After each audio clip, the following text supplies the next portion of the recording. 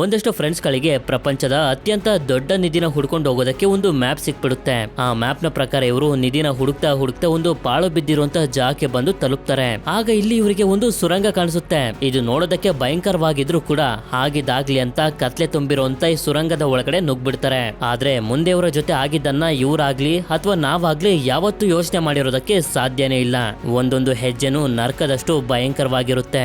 ಮುಂದೆ ಇವರ ಜೊತೆ ಏನಾಯ್ತು ಅಂತ ನೀವು ತಿಳ್ಕೋಬೇಕು ಅಂತಂದ್ರೆ ಈ ಮೂವಿನ ನನ್ನ ಜೊತೆ ಕೊನೆವರೆಗೂ ನೋಡ್ಬೇಕು. ಅಂದಂಗೆ ಈ ಮೂವಿ ಹೆಸರು ದ ಗೂನೀಸ್ ಅಂತ.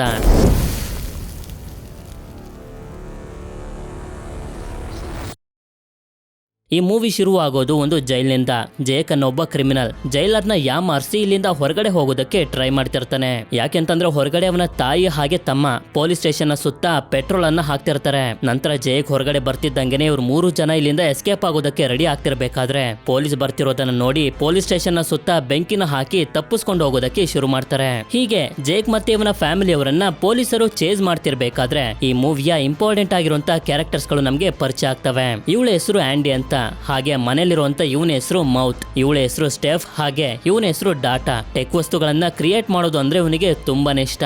ಇದಾದ್ಮೇಲೆ ಪೊಲೀಸರು ಚೇಸ್ ಮಾಡ್ತಿರೋದನ್ನ ನೋಡ್ತಿರೋ ಇವನ ಹೆಸರು ಚಂಕ್. ನಂತರ ಜಾಕ್ ಮತ್ತೆ ಇವನ ತಾಯಿ ಹಾಗೆ ತಮ್ಮ ಪೊಲೀಸರಿಂದ ತಪ್ಪಿಸ್ಕೊಳ್ಳೋದಕ್ಕೆ ಅಂತ ಕಾರನ್ನ ತಗೊಂಡು ಸೀದಾ ಕಾರ್ ರೇಸ್ ನಡೀತಿರುವಂತ ಜಾಗದ ಒಳಗಡೆ ನುಗ್ಬಿಡ್ತಾರೆ. ಇಲ್ಲಿಂದ ಸೀನ್ ಮೈಕಿ ಮನೆ ಕಡೆಗೆ ಶಿಫ್ಟ್ ಆಗುತ್ತೆ. ಇವನ ಹೆಸರು ಮೈಕಿ ಅಂತ, ಹಾಗೆ ಇವನ ಹೆಸರು ಬ್ರ್ಯಾಂಡ್, ಮೈಕಿಯ ಅಣ್ಣ ಇವನು. ಹೀಗೆ ಇವರಿಬ್ರು ಮಾತಾಡ್ತಿರ್ಬೇಕಾದ್ರೆ ಅದೇ ಸಮಯಕ್ಕೆ ಮೌತ್ ಇವರ ಮನೆಗೆ ಬರ್ತಾನೆ. ಇವರಿಬ್ರು ಬೇಜಾರಾಗಿರೋದನ್ನ ನೋಡಿ ಏನಾಯ್ತು ಅಂತ ಮೌತ್ ಕೇಳ್ತಿರ್ತಾನೆ. ಆಗ ಹೊರಗಡೆಯಿಂದ ಚಂಕ್ ಇವರನ್ನ ಕರೀತಾನೆ. ಬಾಕ್ಲನ್ನ ಓಪನ್ ಮಾಡಿ ನಾನೇನೋ ನಿಮ್ಗೆ ಹೇಳ್ಬೇಕು ಅಂತ. ಸರಿ ಅಂತ ಇವರು ಕೂಡ ಬಾಕ್ಲನ್ನ ಓಪನ್ ಮಾಡಿದಾಗ ಒಳಗಡೆ ಬಂದು ಚಂಕ್ ಹೇಳ್ತಾನೆ, ಇವತ್ತು ಪೊಲೀಸರು ಫಿಲ್ಮ್ ಅಲ್ಲಿ ಚೇಸ್ ಮಾಡೋ ರೀತಿ ಕಳ್ಳರನ್ನ ಚೇಸ್ ಮಾಡ್ತಿದ್ರು, ನಾನು ಅದನ್ನ ನೋಡ್ದೆ ಅಂತ.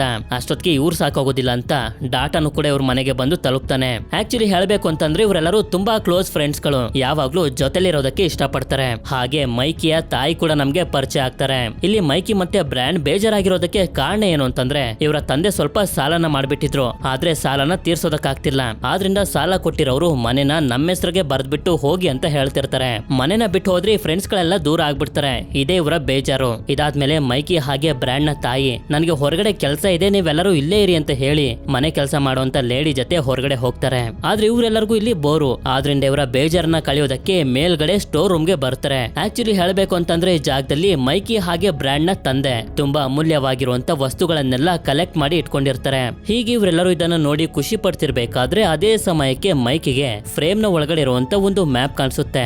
ಆದ್ರಿಂದ ಫ್ರೇಮ್ ಅನ್ನ ಹೊಡೆದು ಮ್ಯಾಪ್ ಅನ್ನ ಹೊರಗಡೆ ತೆಗೆದು ನೋಡಿದ್ರೆ ಎಲ್ಲಾನು ಬರೀ ಸ್ಪ್ಯಾನಿಷ್ ಎಲ್ಲ ಬರ್ದಿರುತ್ತೆ. ಮೌತ್ಗೆ ಸ್ಪ್ಯಾನಿಷ್ ಬರೋದ್ರಿಂದ ಏನ್ ಬರ್ದಿದೆ ಅಂತ ಕೇಳಿದಾಗ ಇವರಿಗೆ ಗೊತ್ತಾಗುತ್ತೆ ಇದು ವಿಲ್ಲಿ ಅನ್ನೋ ಒಬ್ಬ ಪೈರೇಟ್, ಅಂದ್ರೆ ಸಮುದ್ರಗಳ ಬಚ್ಚಿಟ್ಟಿರುವಂತ ನಿಧಿ ಎಲ್ಲಿದೆ ಅನ್ನೋ ಮ್ಯಾಪ್ ಅಂತ. ವಿಲ್ಲಿ ಹೆಸರನ್ನ ಕೇಳ್ತಿದ್ದಂಗೆನೆ ಮೈಕಿಗೆ ಇವನ ತಂದೆ ವಿಲ್ಲಿಯ ಬಗ್ಗೆ ಹೇಳಿರುವಂತ ಕತೆ ನೆನಪಾಗಿ ಎಲ್ಲರಿಗೂ ಹೇಳೋದಕ್ಕೆ ಶುರು ಮಾಡ್ತಾನೆ. ಪೈರೇಟ್ ಆಗಿದ್ದಂತ ವಿಲ್ಲಿ ಒಂದು ದೊಡ್ಡ ನಿಧಿನ ಕದ್ಬಿಟ್ಟಿದ್ದ. ನಾವು ಯೋಚನೆ ಕೂಡ ಮಾಡೋದಕ್ಕಾಗ್ತಿರ್ಲಿಲ್ಲ, ಅಷ್ಟೊಂದು ಆ ನಿಧಿಲಿ ಚಿನ್ನ, ವಜ್ರ, ವೈಡೂರ್ಯಗಳೆಲ್ಲ ಇತ್ತು. ಆದ್ರೆ ವಿಷಯ ಬ್ರಿಟಿಷರ್ಗೆ ಗೊತ್ತಾಗಿ ಆ ನಿಧಿನ ಕಿತ್ಕೊಳ್ಬೇಕು ಅಂತ ವಿಲ್ಲಿಯ ಹಿಂದೆ ಬಿದ್ಬಿಟ್ರು. ವಿಲ್ಲಿ ಕೂಡ ಅವರಿಂದ ತಪ್ಪಿಸ್ಕೊಳ್ಳೋದಕ್ಕೆ ತನ್ನ ಟೀಮ್ ಅನ್ನ ಕರ್ಕೊಂಡು ಬಂದು ಒಂದು ಗುಹೆ ಒಳಗಡೆ ಬಚ್ಚಿಟ್ಕೊಬಿಟ್ಟ. ಅವನನ್ನ ಹೊರಗಡೆ ಬರೋ ರೀತಿ ಮಾಡ್ಬೇಕು ಅಂತ ಬ್ರಿಟಿಷರು ಗುಹೆಗೆ ಬಾಂಬ್ ಬಿಟ್ಟು ಬ್ಲಾಸ್ಟ್ ಮಾಡಿದ್ರು. ಇದರಿಂದ ಹೊರಗಡೆ ಹೋಗುವಂತ ದಾರಿಲೆಲ್ಲ ಮಣ್ಣು ತುಂಬಿಕೊಂಡು ವಿಲ್ಲಿ ಹಾಗೆ ಅವನ ಟೀಮ್ ನವರು ಅದೇ ಗುಹೆ ಒಳಗಡೆ ಸಿಗಾಕೋಬಿಟ್ರು. ಇತಿಹಾಸಗಾರರ ಪ್ರಕಾರ ವಿಲ್ಲಿ ಹಾಗೆ ಅವನ ಟೀಮ್ ನವರು ಆ ಗುಹೆ ಒಳಗಡೆ 6 ರಿಂದ 7 ವರ್ಷಗಳ ಕಾಲ ನಿರಂತರವಾಗಿ ಆ ಜಾಗದಲ್ಲಿ ಟ್ರ್ಯಾಪ್ ಗಳನ್ನ ಸಿದ್ಧ ಮಾಡುದ್ರಂತೆ. ನಿಧಿನ ಹುಡ್ಕೊಂಡ್ ಬರೋರು ಟ್ರ್ಯಾಪ್ ಗೆ ಸಿಗಾಕೊಂಡು ಸತ್ತೋಗ್ಲಿ ಅಂತ. ಇದ್ರ ಬಗ್ಗೆ ಹೇಳ್ತಾ ಹೇಳ್ತಾ ಮೈಕಿಯ ಮನಸ್ಸಿನಲ್ಲಿ ಒಂದು ಆಸೆ ಹುಟ್ಬಿಡುತ್ತೆ. ಹೇಗಾದ್ರೂ ಮಾಡಿ ನಾವು ಆ ನಿಧಿನ ಹುಡುಕಿದ್ರೆ ನಾವು ನಮ್ಮ ಸಾಲನ ತೀರ್ಸ್ಬೋದು, ಮನೆ ಬಿಟ್ಟು ಹೋಗೋ ಹಾಗಿರಲ್ಲ ಅಂತ. ಆದ್ರೆ ಯಾರಿಗೂ ಕೂಡ ಇದ್ರ ಮೇಲೆ ನಂಬಿಕೆ ಇರೋದಿಲ್ಲ. ಆಗ ಇದೇ ಜಾಗದಲ್ಲಿ ಒಂದು ನ್ಯೂಸ್ ಪೇಪರ್ ಆರ್ಟಿಕಲ್ ಇವರಿಗೆ ಕಾಣಿಸುತ್ತೆ. ಅದರಲ್ಲಿ ಬರ್ದಿರುತ್ತೆ, ಚೆಸ್ಟರ್ ಕಾಪರ್ ಪಾಟ್ ಅನ್ನೊಬ್ಬ ವ್ಯಕ್ತಿ ಹತ್ರ ವಿಲಿಯ ನಿಧಿಯನ್ನ ಹುಡ್ಕೊಂಡು ಹೋಗುವಂತ ಒಂದು ಕೀ ಇತ್ತು. ಆದ್ರಿಂದ ಅವನು ನಿಧಿನ ಹುಡ್ಕೊಂಡು ಹೋದ. ಆದ್ರೆ ಅವನು ವಾಪಸ್ ಬರ್ಲೇ ಇಲ್ಲ. ಇದುವರೆಗೂ ಅವನು ಏನಾಗಿದ್ದಾನೆ ಅಂತಾನು ಕೂಡ ಗೊತ್ತಿಲ್ಲ ಅಂತ. ಮೈಕಿಗೆ ಮ್ಯಾಪ್ ನ ಜೊತೆ ಒಂದು ಸ್ಟೋನ್ ಕೂಡ ಸಿಗುತ್ತೆ. ನಂತರ ಇವರು ಹೊರಗಡೆ ಬಂದು ನೋಡಿದ್ರೆ ಪರ್ಕಿನ್ಸನ್ ಒಬ್ಬ ವ್ಯಕ್ತಿ ಅವನ ಅಸಿಸ್ಟೆಂಟ್ ನ ಜೊತೆ ಬಂದಿರ್ತಾನೆ.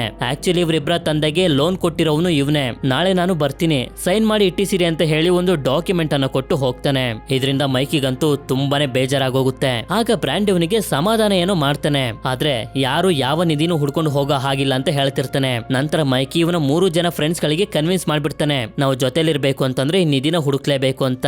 ಆದ್ರಿಂದ ಇವ್ರು 4 ಜನ ಸೇರಿ ಬ್ರ್ಯಾಂಡ್ ನ ಕಟ್ ಹಾಕಿ ಹೊರಗಡೆ ಬಂದು ಅವನ ಸೈಕಲ್ ಏರ್ನ ಬಿಟ್ಟು ಇವರಿವರ ಸೈಕಲ್ ನ ತಗೊಂಡು ನಿಧಿನ ಹುಡ್ಕೊಂಡು ಹೋಗೋದಕ್ಕೆ ಶುರು ಮಾಡ್ತಾರೆ. ಇಲ್ಲೇ ನಮ್ಗೆ ಆಫೀಸ್ ಹತ್ರ ಇರುವಂತ ಮೈಕಿ ಹಾಗೆ ಬ್ರ್ಯಾಂಡ್ ನ ತಂದೆನೂ ಕೂಡ ತೋರಿಸ್ತಾರೆ. ಬ್ರ್ಯಾಂಡ್ ಹೇಗೋ ಮಾಡಿ ಬಿಡಿಸ್ಕೊಂಡು ಹೊರಗಡೆ ಬಂದು ನೋಡ್ತಾನೆ, ಸೈಕಲ್ ಅಲ್ಲಿ ಏರಿರೋದಿಲ್ಲ. ಇದರಿಂದ ಒಂದು ಸಣ್ಣ ಸೈಕಲ್ ನಲ್ಲಿ ಅವರನ್ನ ಹುಡ್ಕೊಂಡು ಹೋಗೋದಕ್ಕೆ ಶುರು ಮಾಡ್ತಾನೆ. ಈ ಕಡೆ ಇವ್ರು 4 ಜನ ಒಂದು ಜಾಗಕ್ಕೆ ಬಂದು ತಲುಪಿರ್ತಾರೆ. ಈಗ ಮ್ಯಾಪ್ ನ ಪ್ರಕಾರ ಇವರು ಮುಂದೆ ಇರುವಂತ ಬೆಟ್ಟಗಳ ಹತ್ರ ಹೋಗ್ಬೇಕು. ನಂತರ ನಮ್ಗೆ ಮೂವಿಯ ಮೊದಲಲ್ಲಿ ತೋರಿಸಿದ್ರಲ್ಲ ಆಂಡಿ ಮತ್ತೆ ಸ್ಟೆಫ್, ಇವರಿಬ್ರು ಟ್ರಾಯ್ ಅನ್ನೋ ಒಬ್ಬ ಹುಡುಗನ್ ಜೊತೆ ಎಲ್ಲೋ ಹೋಗ್ತಿರ್ತಾರೆ. ಆಗ ಟ್ರಾಯ್ ಸೈಕಲ್ ನಲ್ಲಿ ಹೋಗ್ತಿರುವಂತ ಬ್ರ್ಯಾಂಡ್ ನ ನೋಡಿ ಇವನನ್ನ ಸೈಕಲ್ ನ ಜೊತೆ ಎಳ್ಕೊಂಡ್ ಬಂದು ಕೆಳಗಡೆ ತಳ್ಬಿಡ್ತಾನೆ. ಅದೇ ಸಮಯಕ್ಕೆ ಮೈಕಿಗೆ ಆಗ್ಲೇ ಒಂದು ಸ್ಟೋನ್ ಸಿಕ್ತಲ್ಲ, ಅದ್ರ ಪ್ರಕಾರ ಮುಂದೆ ಇರುವಂತ 2 ಬೆಟ್ಟಗಳ ಪಕ್ಕ ಒಂದು ಹಳೆಯ ರೆಸ್ಟೋರೆಂಟ್ ಇದೆ, ಅಲ್ಲೇ ಆ ನಿಧಿ ಇರೋದು. ಆದ್ರಿಂದ ಇವರು ಕೂಡ ರೆಸ್ಟೋರೆಂಟ್ ನ ಕಡೆಗೆ ಹೋಗ್ತಿರ್ತಾರೆ. ಹೇಗಾದ್ರೂ ಮಾಡಿ ಇವತ್ತು ಆ ನಿಧಿನ ಹೊರಗಡೆ ತೆಗಿಲೇಬೇಕು ಅಂತ.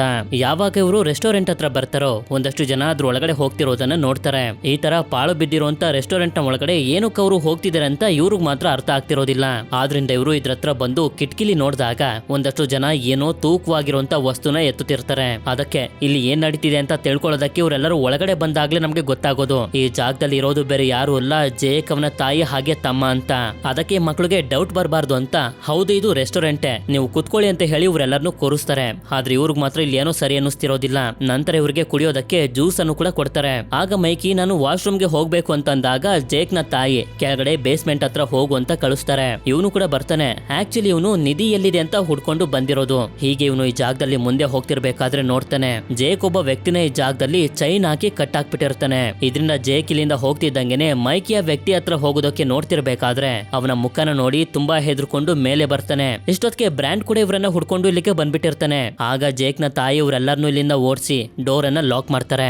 ನಂತರ ಮೈಕಿ ಇವನು ಬೇಸ್ಮೆಂಟ್ ನಲ್ಲಿ ಏನ್ ನೋಡ್ದಂತೆ ಇವರೆಲ್ಲರಿಗೂ ಅರ್ಥ ಮಾಡಿಸೋದಕ್ಕೆ ಟ್ರೈ ಮಾಡ್ತಿರ್ತಾನೆ. ಆದ್ರೆ ಯಾರಿಗೂ ಕೂಡ ಇವನ್ ಮಾತಿನ ಮೇಲೆ ನಂಬಿಕೆ ಬರೋದಿಲ್ಲ. ಅದೇ ಸಮಯಕ್ಕೆ ಜೇಕ್ ಹಾಗೆ ಅವನ ಫ್ಯಾಮಿಲಿ ಅವರು ತುಂಬಾ ತೂಕ ಇರುವಂತ ಕವರ್ ಅನ್ನ ಕಾರ್ಗೆ ಹಾಕೋತಿರ್ತಾರೆ. ಅದ್ರಲ್ಲಿ ಏನಿರ್ಬೋದು ಅನ್ನೋ ಒಂದು ಸಣ್ಣ ಐಡಿಯಾ ಕೂಡ ಇವರಿಗೆ ಇರೋದಿಲ್ಲ.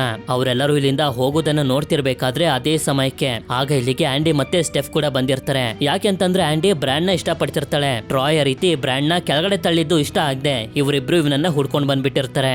ನಂತರ ಮೈಕಿ ಎಲ್ಲರನ್ನು ಕನ್ವಿನ್ಸ್ ಮಾಡಿ ಒಳಗಡೆ ಕರ್ಕೊಂಡ್ ಬರ್ತಾನೆ. ಒಂದೇ ಒಂದ್ಸಲ ಚೆಕ್ ಮಾಡ್ಬಿಟ್ಟು ಹೊಟ್ಟೋಗೋಣ ಅಂತ. ಸರಿ ಅಂತ ಇವರೆಲ್ಲರೂ ಒಳಗಡೆ ಬಂದು ಕೆಳಗಡೆ ಬೇಸ್ಮೆಂಟ್ ಹತ್ರ ಬರ್ತಿರ್ಬೇಕಾದ್ರೆ ಚೈನಿಂದ ಕಟ್ಟಾಕಿರುವಂತ ವ್ಯಕ್ತಿಯ ಭಯಂಕರವಾಗಿರುವಂತ ಶಬ್ದ ಇವರಿಗೆ ಕೇಳಿಸ್ತಿರುತ್ತೆ. ಅದಕ್ಕೆ ಅವನು ಯಾರು ಅಂತ ಇವರು ನೋಡೋದಕ್ಕೆ ಮುಂದೆ ಬರ್ತಿರ್ತಾರೆ. ಆದ್ರೆ ಅವನನ್ನ ನೋಡ್ತಿದ್ದಂಗೆನೆ ಹೆದರ್ಕೊಂಡು ಮತ್ತೊಂದು ರೂಮ್ಗೆ ಬಂದು ಬೀಳ್ತಾರೆ. ಇದು ತುಂಬಾ ಪಾಳು ಬಿದ್ದಿರುವಂತ ಒಂದು ಜಾಗ. ಇಲ್ಲಿ ಹೇಗೆ ನಿಧಿ ಇರ್ಬೋದು ಅಂತ ಇವರು ಯೋಚನೆ ಮಾಡ್ತಿರ್ಬೇಕಾದ್ರೇನೆ ನೀರು ಹರಿತಿರುವಂತ ಶಬ್ದ ಇವರಿಗೆ ಕೇಳಿಸುತ್ತೆ. ಆದ್ರಿಂದ ನೀರನ್ನ ಫಾಲೋ ಮಾಡ್ಕೊಂಡು ಬಂದು ನೋಡಿದ್ರೆ ಕೆಳಗಡೆ ಹೋಗೋದಕ್ಕೆ ಒಂದು ದಾರಿ ಇವರಿಗೆ ಸಿಗುತ್ತೆ.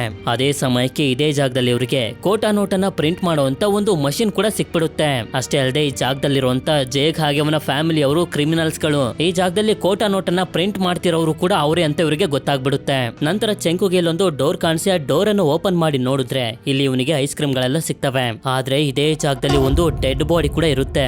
ಇದನ್ನ ನೋಡಿ ಇವರೆಲ್ಲರೂ ತುಂಬಾ ಹೆದರ್ಕೊಳ್ತಿರ್ಬೇಕಾದ್ರೆ ಅದೇ ಸಮಯಕ್ಕೆ ಜೇಕ್ ಹಾಗೆ ಅವನ ತಾಯಿ ಮತ್ತೆ ತಮ್ಮನು ಕೂಡ ಮನೆಗೆ ಬಂದ್ಬಿಡ್ತಾರೆ. ಇಲ್ಲಿ ನಮ್ಗೆ ಮತ್ತೊಂದು ವಿಷಯ ಕೂಡ ಗೊತ್ತಾಗುತ್ತೆ. ಜೇಕ್ ಹಾಗೆ ಅವನ ತಮ್ಮ ಫ್ರಾನ್ಸಿಸ್ ಯಾವಾಗ್ಲೂ ಜಗಳನ್ನ ಆಡ್ತಾನೆ ಇರ್ತಾರೆ ಅಂತ.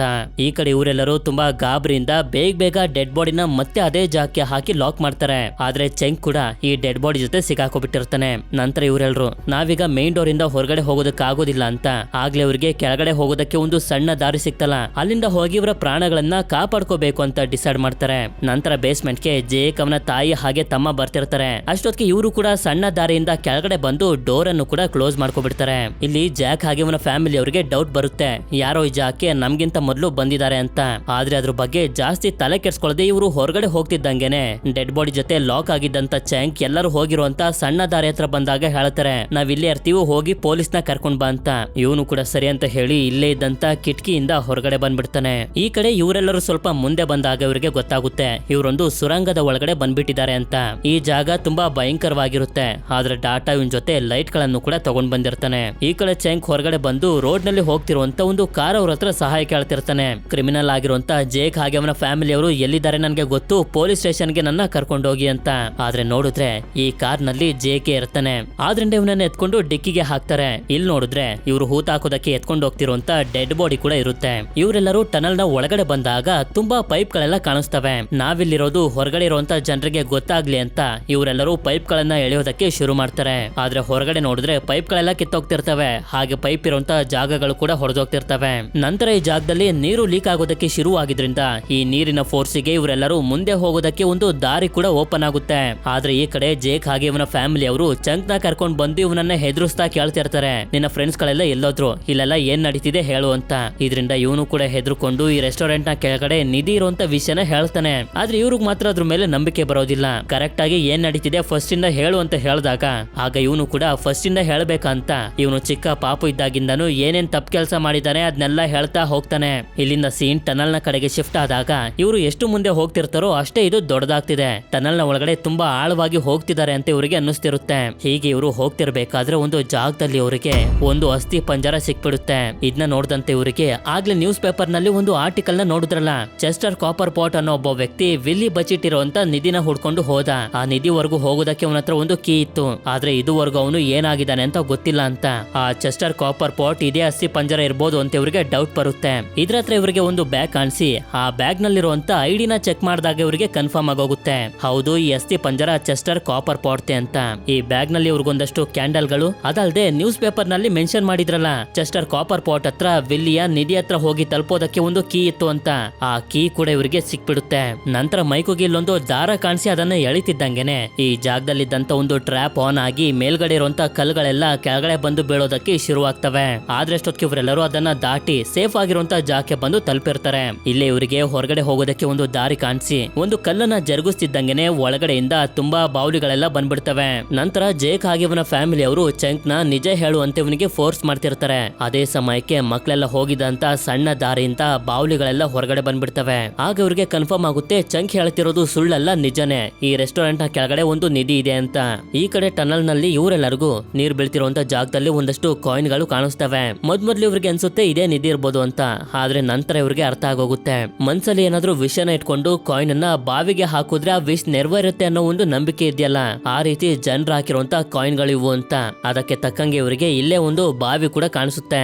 ಈ ಕಡೆ ಜೇಕ್ ಹಾಗೆ ಅವನ ಫ್ಯಾಮಿಲಿ ಅವರು ಈ ರೆಸ್ಟೋರೆಂಟ್ ನಲ್ಲಿ ಇರ್ಬೇಕಾದ್ರೆ ಆಗ್ಲೇ ಮೈಕಿಗೆ ಮ್ಯಾಪ್ ನ ಜೊತೆ ಒಂದು ಸ್ಟೋನ್ ಸಿಕ್ಕಿ ಆ ಸ್ಟೋನ್ ನ ಸಹಾಯದಿಂದ ರೆಸ್ಟೋರೆಂಟ್ ನ ಕೆಳಗಡೆನೆ ನಿಧಿ ಇರೋದು ಅಂತ ಗೊತ್ತಾಯ್ತಲ್ಲ, ಆ ಸ್ಟೋನ್ ಅನ್ನ ಇಲ್ಲೇ ಬಿಟ್ಬಿಟ್ಟು ಹೊಟ್ಟೋಗಿರ್ತಾನೆ. ಅದು ಇವರಿಗೆ ಸಿಕ್ಬಿಡುತ್ತೆ. ನಂತರ ಟನಲ್ ನಲ್ಲಿ ಸಿಗಾಕೊಂಡಿರುವಂತ ಮೈಕಿ ಹಾಗೆ ಇವನ ಫ್ರೆಂಡ್ಸ್ ಗಳೆಲ್ಲರೂ ಒಂದು ಬಾವಿನ ನೋಡಿದ್ರಲ್ಲ, ಅದೇ ಬಾವಿ ಹತ್ರ ಟ್ರಾಯ್ ನಿಂತಿರ್ತಾನೆ. ಇವನಿರೋದು ಇವ್ರೆಲ್ಲರಿಗೂ ಗೊತ್ತಾಗಿ ಆಂಡಿ ಅವನಿಗೆ ಸಹಾಯ ಕೇಳ್ತಿರ್ತಾಳೆ, ನಮ್ಮೆಲ್ಲರನ್ನು ಮೇಲೆ ಬರೋದಕ್ಕೆ ಸಹಾಯ ಮಾಡು ಅಂತ. ನಂತರ ಜೇಕ್ ಹಾಗೆ ಇವನ ಫ್ಯಾಮಿಲಿ ಅವರು ಚಂಕ್ ನ ಆ ಭಯಂಕರವಾಗಿರುವಂತ ವ್ಯಕ್ತಿ ಇರುವಂತ ಜಾಗದಲ್ಲೇ ಕಟ್ ಹಾಕ್ತಾರೆ. ಅಂದಂಗೆ ವ್ಯಕ್ತಿ ಹೆಸರು ಸ್ಲಾತ್ ಅಂತ. ಇವನು ಕೂಡ ಜೇಕ್ ನ ಅಣ್ಣನೇ, ಆದ್ರೆ ಇವನಿಗೆ ಬುದ್ಧಿ ಸರಿ ಇರೋದಿಲ್ಲ. ಇದಾದ್ಮೇಲೆ ಇವ್ರು 3 ಜನ ಸಣ್ಣ ದಾರಿಯಿಂದ ನಿಧಿನ ಹುಡ್ಕೊಂಡು ಹೋಗೋದಕ್ಕೆ ಶುರು ಮಾಡ್ತಾರೆ. ಈ ಕಡೆ ಟ್ರಾಯ್ ಸಹಾಯ ಮಾಡೋದಕ್ಕೆ ಒಪ್ಕೊಂಡು ಬಕೆಟ್ ನ ಸಮೇತ ಒಂದು ಹಗ್ಗನ ಕೆಳಗಡೆ ಬಿಡ್ತಾನೆ. ಇವರು ಕೂಡ ಹೋಗೋದಕ್ಕೆ ರೆಡಿ ಆಗ್ತಿರ್ಬೇಕಾದ್ರೆ ಮೈಕ್ ಇವರಿಗೆ ಹೇಳ್ತಾನೆ, ಚೆಸ್ಟರ್ ಕಾಪರ್ ಪಾಟ್ ಕೂಡ ಇಲ್ಲಿವರೆಗೂ ಬರೋದಕ್ಕಾಗ್ಲಿಲ್ಲ, ನಾವು ಬಂದಿದೀವಿ, ಇನ್ನು ಸ್ವಲ್ಪ ದೂರ ಅಷ್ಟೇ ನಮ್ಗೆ ನಿಧಿ ಸಿಕ್ಬಿಡುತ್ತೆ, ಹೋಗೋಣ ಅಂತ. ಆದ್ರೆ ಅದ್ಯಾವ್ದು ಇವ್ರಿಗೆ ಇಷ್ಟ ಇಲ್ಲದೆ ಇದ್ರು ಕೂಡ ಈಗ ನಿಧಿ ಸಿಕ್ಕಿಲ್ಲ ಅಂತಂದ್ರೆ ಸಾಲ ತೀರ್ಸೋದಕ್ಕಾಗೋದಿಲ್ಲ, ಎಲ್ಲಾ ಫ್ರೆಂಡ್ಸ್ ಗಳು ಬೇರೆ ಆಗೋಗ್ತಿವಿ ಅಂತ ಇವರು ಕೂಡ ಜರ್ನಿಯನ್ನ ಕಂಟಿನ್ಯೂ ಮಾಡೋದಕ್ಕೆ ಒಪ್ಕೊಳ್ತಾರೆ. ಆಗ ಟ್ರಾಯ್ ನೋಡ್ತಾನೆ ಆಂಡಿ ಬಂದಿರೋದಿಲ್ಲ, ಇವನು ಅವಳಿಗೋಸ್ಕರ ಕೊಟ್ಟಿದ್ದಂತ ಜಾಕೆಟ್ ಮಾತ್ರ ಬಂದಿರುತ್ತೆ. ನಂತರ ಸ್ಲಾತ್ ಟಿವಿಲಿ ಚಾಕ್ಲೇಟ್ ಮಾಡ್ತಿರೋದನ್ನ ನೋಡಿ ನನ್ಗೂ ಕೂಡ ಚಾಕ್ಲೇಟ್ ಬೇಕು ಅಂತ ಹೇಳ್ತಿರ್ತಾನೆ. ಆಗ ಚಂಕ್ ನನ್ನ ಹತ್ರ ಚಾಕ್ಲೇಟ್ ಇದೆ ಅಂತ ಕೊಟ್ಟಾಗ ಅದು ಕೆಳಗಡೆ ಬಿದ್ದೋಗುತ್ತೆ.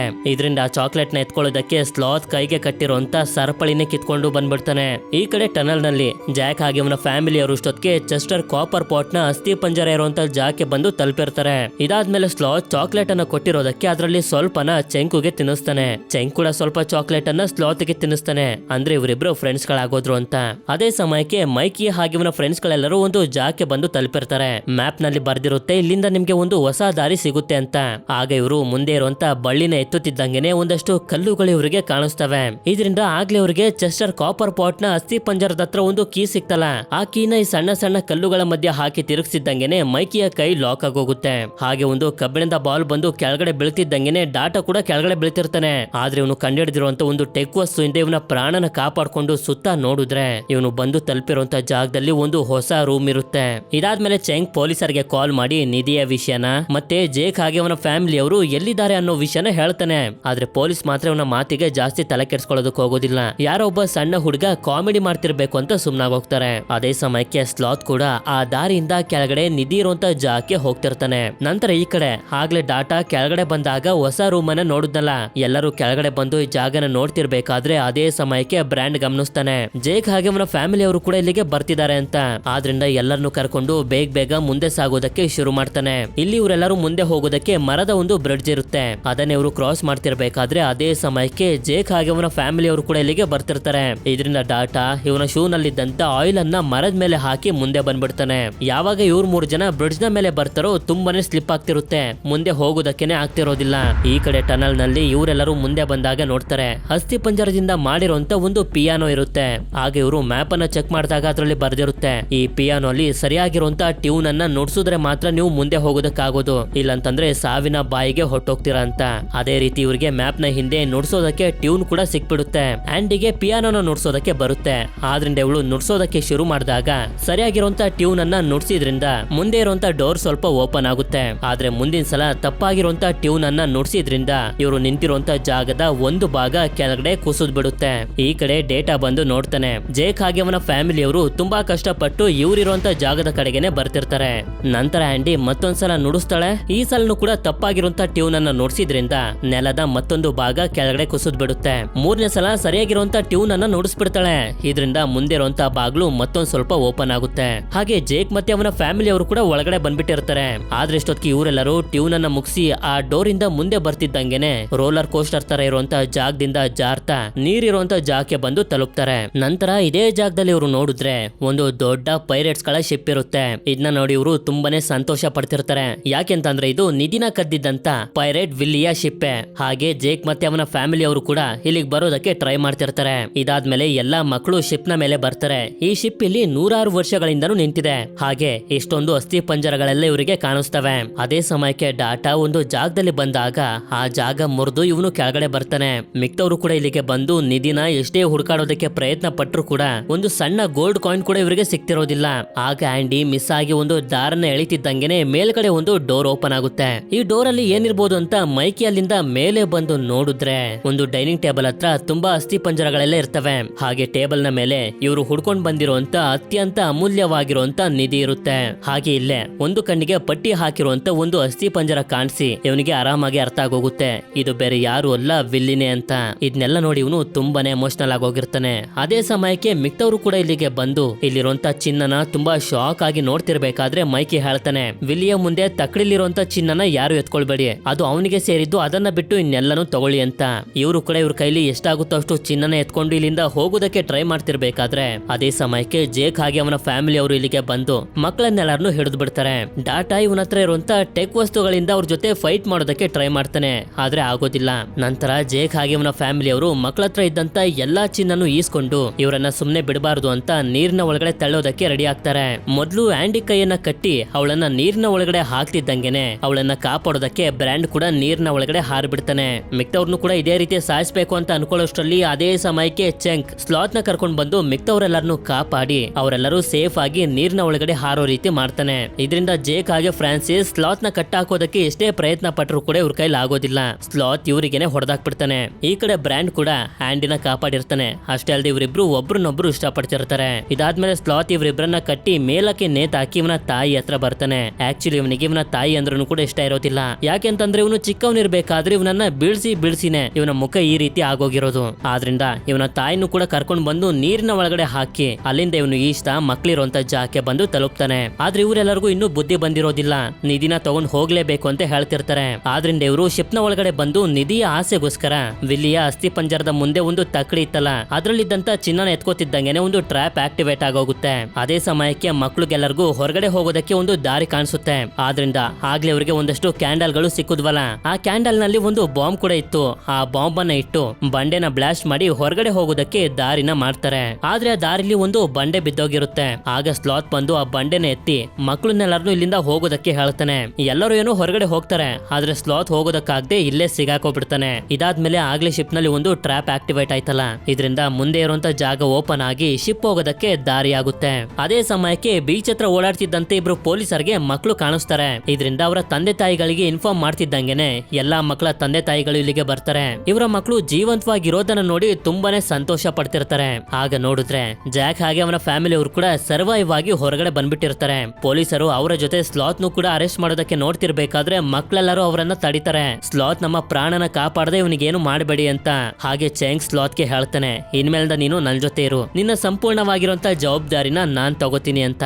ಅದೇ ಸಮಯಕ್ಕೆ ಸಾಲ ಕೊಟ್ಟಿರುವಂತ ಪರ್ಕಿನ್ಸ್ ಬರ್ತಾನೆ. ಮೈಕಿ ಹಾಗೆ ಬ್ರ್ಯಾಂಡ್ ನ ತಂದೆ ತಾಯಿ ಸಾಲನ ತೀರ್ಸೋದಕ್ಕಾಗದೇ ಇರೋದ್ರಿಂದ ಈಗ ಬೇರೆ ದಾರಿ ಇಲ್ದೆ ಮನೆ ಪತ್ರಕ್ಕೆ ಸೈನ್ ಹಾಕಿ ಕೊಡ್ಬೇಕು ಅಂತ ಅನ್ಕೊಳ್ಳೋಷ್ಟ್ರಲ್ಲಿ ಆಗ ಮೈಕಿ ಮನೇಲಿ ಕೆಲಸ ಮಾಡ್ತಿರುವಂತ ಲೇಡಿ ಸೈನ್ ಅನ್ನ ಹಾಕ್ಬಿಡಿ ಅಂತ ಹೇಳಿ ಮೈಕಿ ಕೆಳಗಡೆ ಬಿಳಿಸಿರುವಂತ ಅವನ ಬ್ಯಾಗ್ ಅನ್ನ ತಂದು ಕೈಗೆ ಸುರಿದ್ರೆ ಅದ್ರಲ್ಲೆಲ್ಲ ಡೈಮಂಡ್ ಗಳಿರ್ತವೆ. ಹೌದು, ಆ ನಿಧಿ ಹತ್ರ ಇರ್ಬೇಕಾದ್ರೆ ಮೈಕಿನೇ ಬ್ಯಾಗ್ ನಲ್ಲಿ ಡೈಮಂಡ್ ಗಳನ್ನ ಹಾಕೊಂಡಿದ್ದ, ಆದ್ರೆ ಅದನ್ನ ಮರ್ತೋಗಿದ್ದ ಅಷ್ಟೇ. ಇದರಿಂದ ಎಲ್ಲರಿಗೂ ತುಂಬಾ ಸಂತೋಷ ಆಗುತ್ತೆ. ಆದ್ರೆ ನಿಧಿಯ ಬಗ್ಗೆ ಎಷ್ಟೇ ಹೇಳ್ತಿದ್ರು ಕೂಡ ಯಾರಿಗೂ ನಂಬಿಕೆ ಬರ್ತಿರೋದಿಲ್ಲ. ಆಗ ಅದೇ ಸಮಯಕ್ಕೆ ಬೆಟ್ಟದಿಂದ ವಿಲ್ಲಿಯ ಶಿಪ್ ಹೊರಗಡೆ ಬಂದಿದ್ದನ್ನ ನೋಡಿ ಎಲ್ರಿಗೂ ನಂಬಿಕೆ ಬಂದ್ಬಿಡುತ್ತೆ. ಹೌದು, ಈ ಮಕ್ಳು ಹೇಳ್ತಿರೋದು ಸುಳ್ಳಲ್ಲ, ನಿಜ ಅಂತ. ಎಲ್ರು ಇದನ್ನ ಕಣ್ಣನ್ನ ಬಿಟ್ಟಂಗೆ ಬಿಟ್ಕೊಂಡು ನೋಡ್ತಿರ್ತಾರೆ. ಹೀಗೆ ಆ ಶಿಪ್ ಸಮುದ್ರದಲ್ಲಿ ತೇಲ್ತಾ ಹೋಗ್ತಿರುತ್ತೆ. ಇಲ್ಲಿಗೆ ಈ ಮೂವಿನೂ ಕೂಡ ಎಂಡ್ ಆಗುತ್ತೆ. ಈ ಮೂವಿ ನಿಮ್ಮೆಲ್ಲರಿಗೂ ಇಷ್ಟ ಆಗಿರುತ್ತೆ ಅಂತ ಅನ್ಕೊಂಡಿದೀನಿ. ಇಷ್ಟ ಆಗಿತ್ತು ಅಂತಂದ್ರೆ ನನಗೆ ಕಮೆಂಟ್ ಮಾಡಿ ತಿಳಿಸಿ. ಮಕ್ಳೆಲ್ಲರೂ ಟನಲ್ ನಲ್ಲಿ ಹೋಗ್ತಿರ್ಬೇಕಾದ್ರೆ ಮೊದಲನೇ ಸಲ ಒಂದು ಅಸ್ಥಿ ಪಂಜರ ಸಿಗುತ್ತೆ. ಹಾಗೆ ಅದರ ಪಕ್ಕ ಇದ್ದಂತ ಬ್ಯಾಗ್ ಅಲ್ಲಿ ಐಡಿನ ನೋಡಿ ಕಂಡಿಡಿದ್ರಲ್ಲ ಈ ವ್ಯಕ್ತಿ ಯಾರು ಅಂತ. ಆ ವ್ಯಕ್ತಿಯ ಹೆಸರೇನು ಅಂತ ನಿಮ್ಗೆ ಗೊತ್ತಿತ್ತು ಅಂದ್ರೆ ಕಮೆಂಟ್ ಮಾಡಿ ತಿಳಿಸಿ. ಹಾಗೆ ಮೂವಿ ಇಷ್ಟ ಆಗಿತ್ತು ಅಂತಂದ್ರೆ ಲೈಕ್ ಮಾಡಿ. ಸರಿ, ಸಿಗೋಣ ಮತ್ತೊಂದು ಅಮೇಜಿಂಗ್ ಆಗಿರುವಂತ ವಿಡಿಯೋದಲ್ಲಿ. Until then stay tune, mister explainer Kannada.